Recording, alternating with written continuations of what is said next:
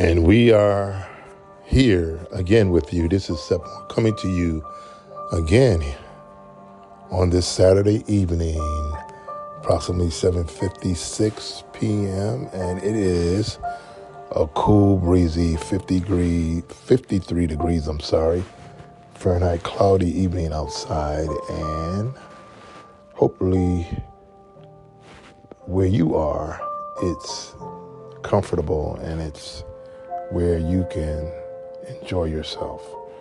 So listening in, you're hearing again, as we always say, that we're listening to uncopyrighted music. Scott Buckley is what you're hearing. And we're coming back again with you for you guys to have this information and to process it and to use it for your spiritual growth and ascension. So we was just talking about these spiritual elements. And one of the things I want to mention again, too, is when I said that these elements and entities or principles and spiritual energies are not people per se, I don't want you to get confused that there weren't people in Kemet. Okay, don't, and I know we're smarter than that, that I'm not saying that there weren't people in Kemet, that there weren't pharaohs and there weren't high societies of people, because obviously they were. What I want you to understand and understand, and I emphasize it more and more, is that what they were actually saying about how the universe and the cosmos was formed and how they looked at all the energies in the universe, such as air, the wind, the sun, the water, that these were not per se gods they were worshiping. They understood and understood how the process of the cosmos worked, and they used it for its greater good and internalized it spiritually. Okay? So I want us to be clear on that. And this is our way of living. This is our ancestors, because why would, think about this, why would a great creator put you in a situation where you have anxiety about if you don't do what he says, you're going to a burning hell? Come on, y'all. Really? How could you have peace even living like that? How could you go around with anxiety of a creator that says he loves you, but then you on edge about if you don't do what he says? It's like a damn taskmaster with a whip telling you, if you don't live right, I'm going to put you in hell, and you ain't nothing but a filthy rag. And when you look in yourself, how do you process that when you look in the mirror? That don't give you low self-esteem? It just goes to show you that the opposite has been given to you other than what you really are. You're a filthy rag. You ain't no good. You was born in sin. You was so messed up from a baby.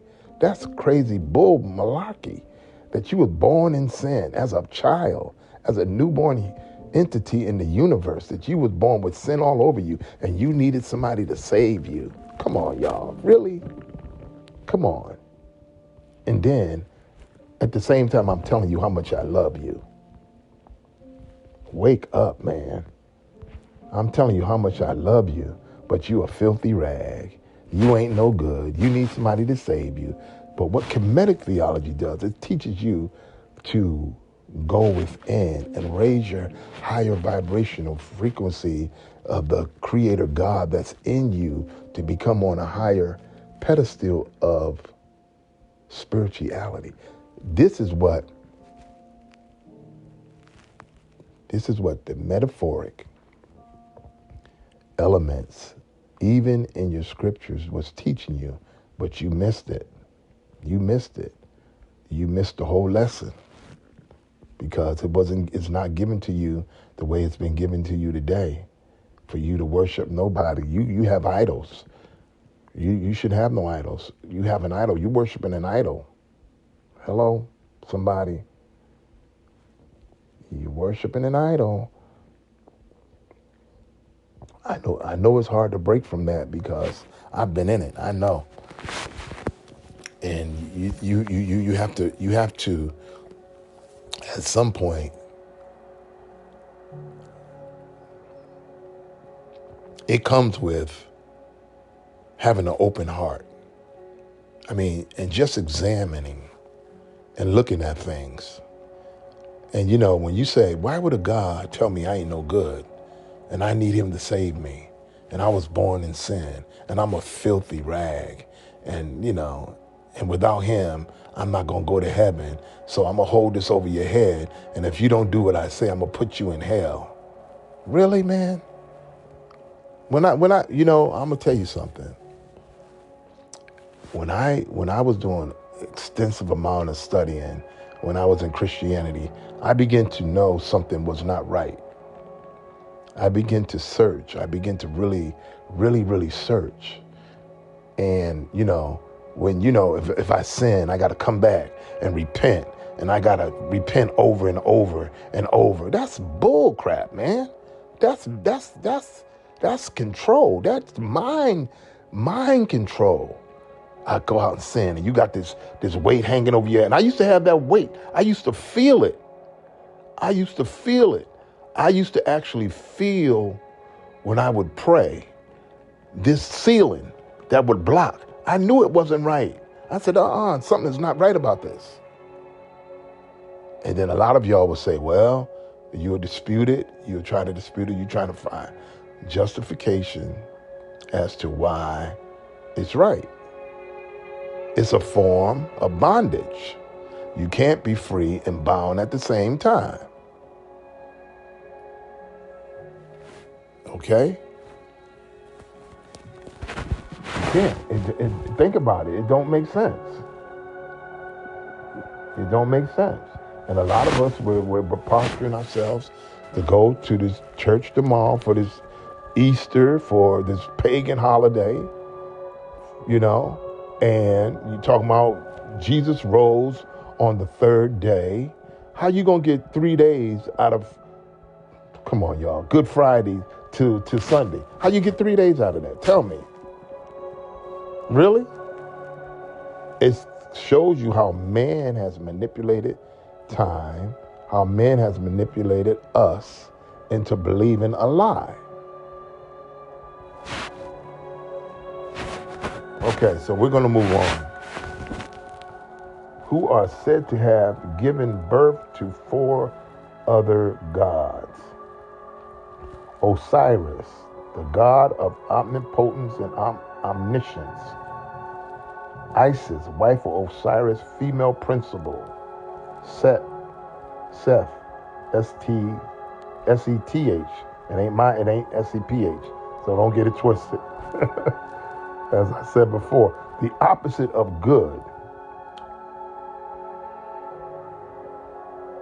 And what's this? Nephilim. Okay, female principal in the unseen world. And this is what I'm trying to convey to you, that these are principles, spiritual laws and principles. Plutarch, and he talks about, where you can find it, and actually do some research. And Ancient Man, page 66, Intellectual Adventure of the Ancient Man. You can find that, you can look that up, and go from there. As we read the text of part 2, we find that the sun god Atum, who was present in the chaos, was also present at the development of orderly arrangement in the cosmos. And this is what I want you to understand. You hear what I just read? That he was present in the cosmos was also present at the development of orderly arrangement in the cosmos. These energies and spiritual elements and principles that were arranging the cosmos. At this stage, Atum assumes the role of creator of all gods except Ptah, the god of gods. He next proceeds to accomplish this special type of creation in the following manner. He commands 8 gods or 8 elements or 8 energies or 8 spiritual principles to proceed from his own body according to the names of those 8 parts. They're not people. You understand what I'm saying? These are spiritual principles. These are spiritual laws. These are spiritual energies emanating through the cosmos to arrange, as you just heard me say, to arrange the functionality of the universe and the cosmos. The result of this creation presents us with what has been called the Ened, or the unity of 9 gods in one Godhead. The doctrine of the Deluge, as in part 1, the doctrine of the created gods, and the doctrine of the unmoved mover, as we're talking about. These principles, these spiritual elements, these energies, these spiritual universal laws that are formulating the cosmos. Okay? You with me?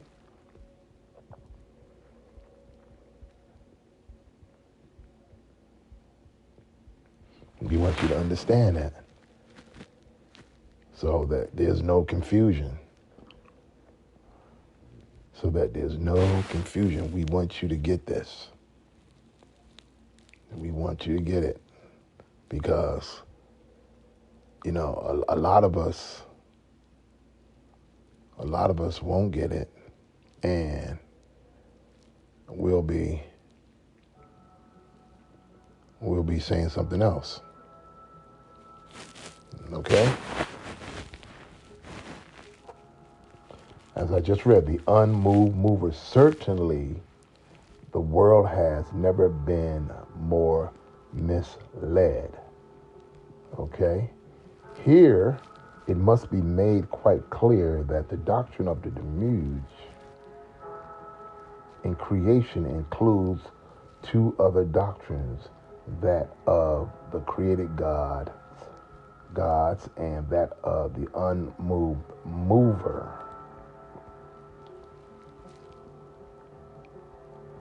It was the function of the Deluge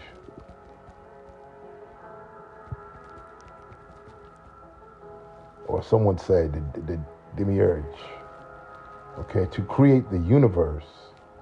And in doing so, his first act was the creation of the gods, who accordingly became the first creatures. Okay, so again, I'm reiterating, emphasizing this again. The way the Greeks looked at this, they took the spiritual mystery systems and the little teaching that they got, and what they did was to formulate Kemetic theology and principles and laws and energies into a human form. So that's why a lot of us, even to this day, look at things in human form and we miss the spiritual aspects and revelation of what it's actually giving us. Okay, and this is exactly what has happened with the Bible, because you look at Jesus as a human being rather than getting the spiritual understanding of what the Son is. The Son is not per se a human son. The Son is an element. Okay? The sun is a deity. It's an element in the universe that brings life. So when you've taken on the life of the sun as a human form, rather than taking on the life of the sun to raise your higher consciousness to come out of 3D low vibrational frequency, you miss it. Because you basically, what you do is bring it down to a human level. And that's where you miss it. You bring it down to a human level rather than a spiritual one.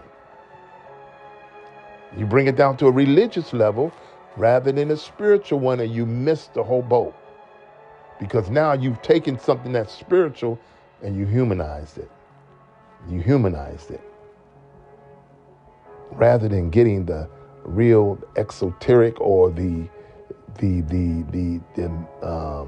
metaphysics out of it, or the magnetic connection spiritually to the cosmos and to the universe. You bring it down to a human form, and then you start worshiping it. And so now, what have you created? You created an idol, number one. You created an idol. And then number two, you've blocked your pineal gland mentally because you can't think beyond a human form. And then you put yourself in bondage to a human element, okay? And you became a slave within your own higher self, which you've blocked anything from, oh my goodness. I think you know what I mean. But let us move on.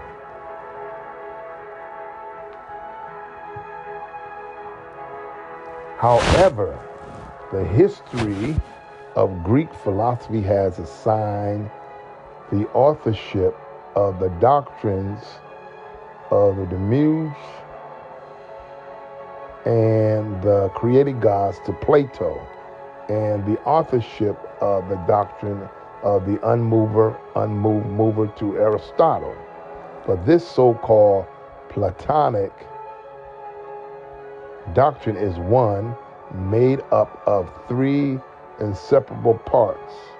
A, the Demiurge; B, the function of the Demiurge; and C, the method of the function, a unity which contradicts Aristotle's authorship of what is really only an inference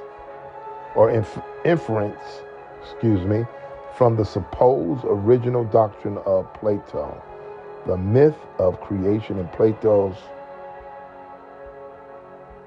Timaeus, and it talks about, again, where you can find it in history, and find that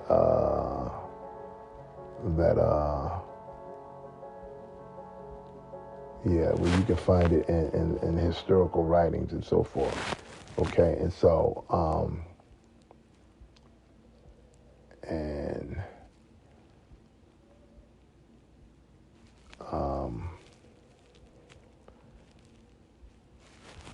so let's do this.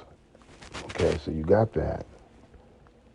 So it talks about here, the doctrine of opposites has already been discussed. However, in part one of the Memphite theology, one of the pairs of created gods, Osiris and Isis, was used to represent the male and female principles of nature. Now, what did I just say? It was to represent the male and female principles, y'all, not people. Okay? And I want you to get this. The male and female principles of nature.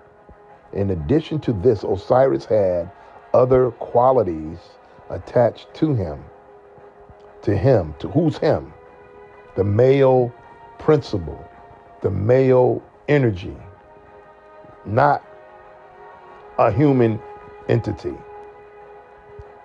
Okay, which might be understood from the following derivatives: os, meaning many, and Iri, meaning to do, and also, meaning an I.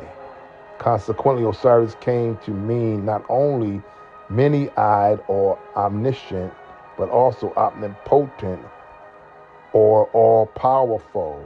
Here again, as in all instances already mentioned, in spite of the fact that the Memphite theology is the source of Greek philosophy, yet the doctrines of an intelligent cause, a nous, as responsible for the life and conduct of the world, has been assigned to Anaxagoras. And it's basically telling you where they got it from, and how they was able to extrapolate and obtain, these teachings. Socrates and also Plato, whose world's soul consisted of fire atoms, like the world soul of Democritus. Plato and talks about again where you can find it. In the third part of the Memphite theology, the primate of the gods is represented as Ptah, thought, logos, and creative power, which are exercised over all creatures.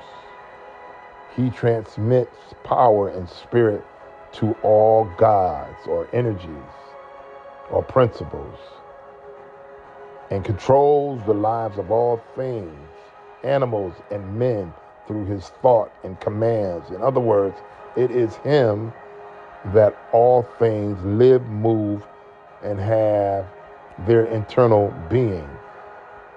So you know how y'all say in the church, where you, I've heard that many times, where people are testifying, they'll say, how do they say it? I move and have my being, and so forth. This comes out of Kemetic theology. That's basically what I'm trying to say. Okay, Memphite theology is the source of modern scientific knowledge. It is the innate and the nebula hypothesis. The identity between the sun god Atum and the atom of science. Like splitting an atom. You've heard that before. The atom is energies, right? You get energies out of an atom, molecules, so forth, so on.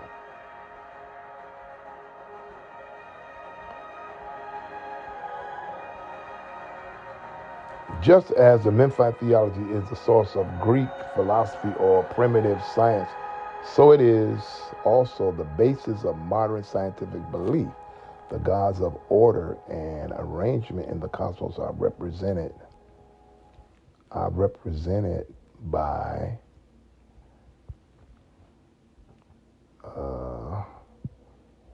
let's see where I stopped here. They are represented by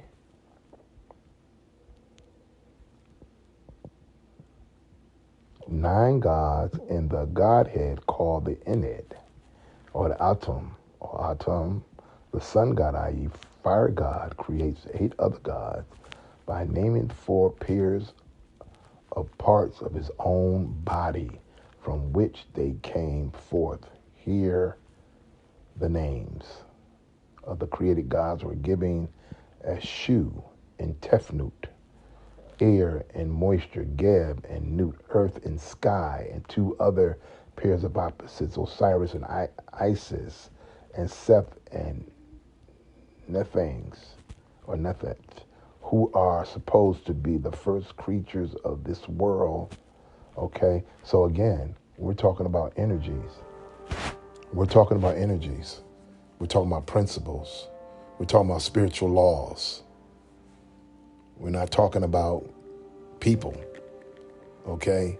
When they're describing these energies that form the cosmos and the universe and so forth.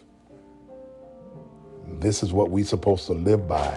We're living by spiritual laws and principles, and this is what I'm trying to get over to you, okay? That is not about you worshiping an idol.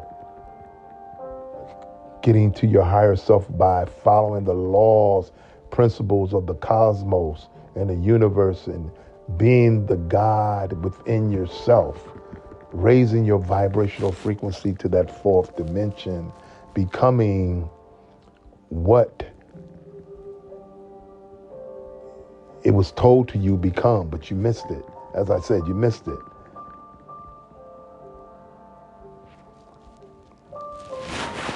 Okay, and I know some of you are probably saying, who does God think he is? Telling me I missed it. I just told you. I just told you. You can like it or lump it, you know? Because we are the baddest. See, a lot of us are still in our ego mind, because it's not even about the message so much as much as it is you getting the principles and the laws of this universe to ascend to your higher self.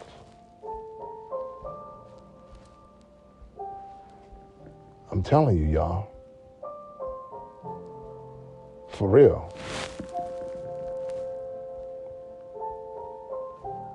You know, and if you're disputing within yourself, it's already telling you that, yeah. What's that telling you? If you're disputing within yourself, if you have consternation right now as you hear me speak, what's that tell you? I know what it would tell me. I need to come out of that low vibrational frequency. I need to come out of that 3D, third dimension, material. And when I say material, I'm not talking about cars and houses. Material means a wall, a brick building, or anything in this universe that's blocking your pineal gland from opening up your third eye for you to see beyond this matrix. That's what I'm talking about.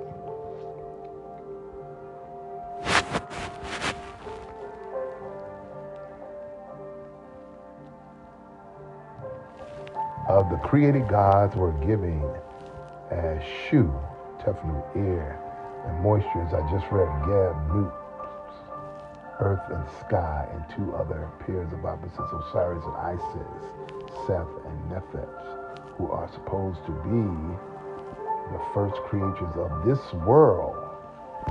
Now, if we compare this Kemetic, and it says Egyptian, but I told you what I was going to say, cosmology with the nebula hypothesis of Laplace, which would find very striking similarities in the two contexts. According to the nebula hypothesis, our present solar system was once a molten gaseous nebula. And remember, as I said, that we're gas, carbon, oxygen, magnetic entities. Okay, anyways, this nebula rotated at an enormous speed, and as the mass cooled down, it also contracted and developed greater speed. The result was a bulging at the equator and a gradual breaking off of gaseous rings, which formed themselves into planets. These planets in turn threw off gaseous rings, which formed themselves into smaller bodies, until at last the sun was left as the remnant of the original parent nebula. From this context, it is clear that the original parent nebula was fire, or the sun, and that by throwing off parts of itself, it created some planets, which in turn threw off parts of themselves and created others. According to the context of the Memphite theology, the creator god was the sun god or fire god Atum, or Atum, who named four pairs of parts of his own body from which gods came forth. You know, that's profound. That's profound. That's our people. That's the entities. the spiritual principles and laws of the universe. That is profound. And I'm going to read this, and we're going to stop for this evening, and we'll be coming back again. But Atum, or Atum, together with the 8 created gods, compose the Ennead, or Godhead of 9, a very striking similarity with modern science, which teaches that there are 9 major planets. Remember that word 9? We talked about 9, right? 9 ether. We may now summarize these similarities. The creator God in both they say Egyptians are saying Kemetic and modern cosmologies is the sun or fire, the creator of the 9 major planets. These similarities make it evident that Lapis obtained his hypothesis from the Memphite theology or other Kemetic sources. And we're going to stop there. We are going to stop there. So, again, this is Seth Moore coming to you here on Anchor by Spotify. Remember to visit us. And you know where to find us. You can find us on Patreon, Amazon, Apple, Podbean, Buzzsprout, and many, many more host sites. As we will prepare to give you more of this when we come back the next time, we ask that you will continue to like, share, and support us. And we're so grateful for any likes or shares that you give us. And as always, we'll be seeing you guys next time. We hope that you have a great day on tomorrow and a great evening. So until next time, again, this is Seth Moore coming to you here on Anchor by Spotify. Enjoy the rest of your evening. Until then, we bid you peace, high vibrations, and good vibes.